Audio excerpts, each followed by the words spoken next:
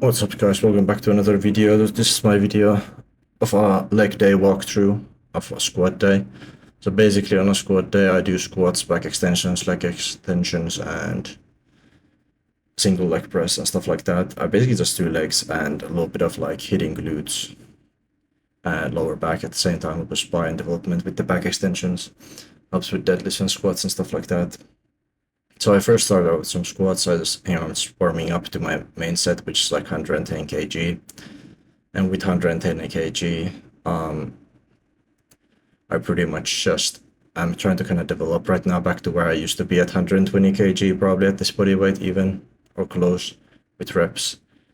Since I've been recovering my glute a little bit, not really like injured per se, but it's just like a little bit of pain that prevents me from going like full out, I would say, on like squats pretty much, not really anything else.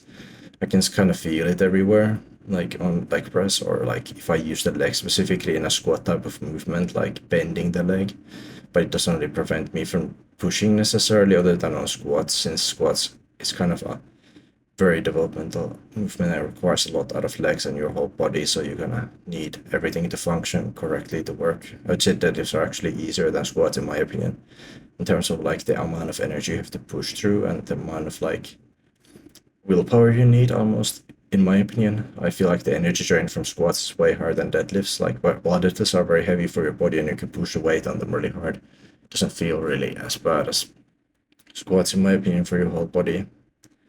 I would say squat overall is more of a whole body movement than the deadlift, because it's just like it's gonna hit everything, maybe like your spine, posterior chain like greatly as a deadlift, but still.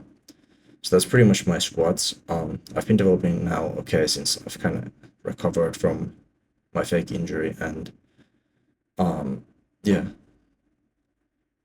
But after the squats, I pretty much go into back extensions, and what I like to use back extensions for, but personally, is just to be safer on movements like squats, deadlifts, whatever else is like hit by the spine, or even in like simple movements, having a strong low back, like even doing bicep curls or whatever bench press, like everything is affected by your lower back. Like you only know once your lower back is actually injured is how much it like hurts.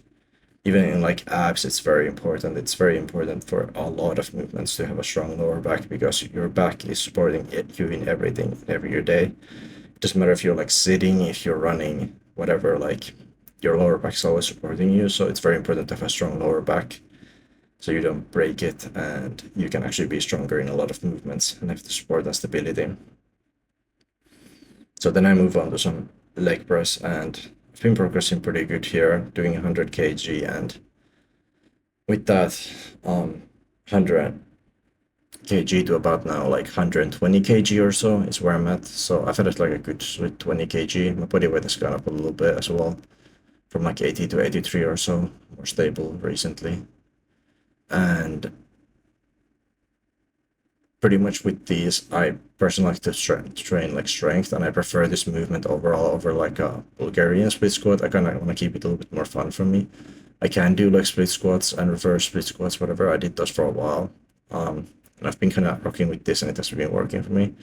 There are, of course, different movements that do different things, and it's fine to include both and switch between. But personally, I've been kind of doing this and enjoying it for a while now. And somewhat like, I don't know, I don't really do leg press otherwise in terms of my leg days specifically, other than this one time in the week. So that's something also. I don't personally do like the balancing movements. They're fine too, though, for different reasons. But I feel like it's more of it is kind of an athletic movement more so. It's rather than a strength pushing movement, maybe, in a sense. Like it doesn't hurt to have athleticism for different movements, but it kind of depends what purpose you're going after as well. And if you just want pure strength gains or what else you're going after. But definitely important to really push yourself on those leg press, single leg presses, because you can kind of definitely feel like it's hard, but it's not actually, you're pushing yourself to your limit. Same thing somewhat with calves as well. I feel like a lot of people don't really push themselves to their limit when they could be, on leg days especially. Some people do, some people really don't. I was kind of struggling a little bit with this movement since I haven't been liking this machine really recently, because it's like I can put way too much weight on this before I really feel it well. The second set was better, but like I prefer the standing calf raise version of this machine, so I can actually do like a reasonable weight and it's like it works. And even if I go to failure, it's not a big problem. Then I went to some windshield wipers, and with windshield wipers, this is probably one of my like favorite ab movements right now, to be honest, with leg raise and supersetting. Lower ab movements, and with this, I personally just kind of like to hit a point where I do like a complete failure. It's kind of hard for me to reach failure right now because I feel like I'm getting really strong. So it's like really hard, especially with my grip strength limiting me. So I pretty much have to use reps on these so I can like actually get to failure. And sometimes my even my wrist is a limiting factor on this, just because it's kind of hard to like do windshield wipers in general. It requires quite a lot from your body. So going to failure on them can be hard if you have a limiting factor somewhere else, like wrists and your grip strength sometimes. Um, but yeah, it's definitely this is one of my preferred movements right now. I feel like I'm getting too strong as well. And like upper abs, it's getting pretty hard to do like a reasonable weight, so I must have to lower the angle and increase the weight instead. Because I'm doing like around 35 kilogram dumbbells on upper abs, so I have to like go really hard on the way to actually getting gains and progress and to go to failure. So I pretty much usually just try to pick a heavy weight, do a few reps, and then just do body weight reps to kind of get full the gains out of it. Here I did some abductors, and with abductors, I pretty much just try to get some abductor gains for the week. I do this like once a week, 2 sets, and I go to failure. And I've been progressing pretty well since other movements hit this as well, like deadlifts and squats or whatnot, and probably something I don't even know might hit it. Um, then I went into some leg extensions just to get some extra quad volume, and I'm doing like full plates on this as much weight as I can. I'm just gonna keep rolling with this till it doesn't really work for me anymore. By that point, I probably have pretty decent legs.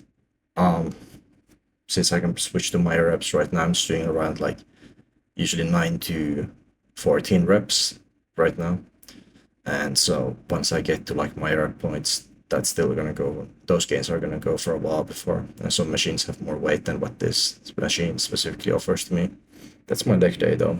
Thank you for watching. So a little bit was away. God bless.